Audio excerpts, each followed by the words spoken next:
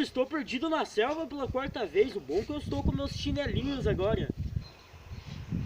Vou sair da minha casa para encontrar um salame agora. E agora eu esqueci onde fica a loja, então quer dizer que eu estou perdido agora. Uma sorte que eu estou com meus chinelinhos que me ajudarão nessa jornada. Sorte que eu sempre saio com meu avio caso um sapo apareça. O ruim é que eu não cruzo meu avio hoje. Preciso de madeira para fazer minha fogueira. Pena que aqui não tem nenhuma árvore. Nossa, um pinto gigante. Acho que eu estou com medo.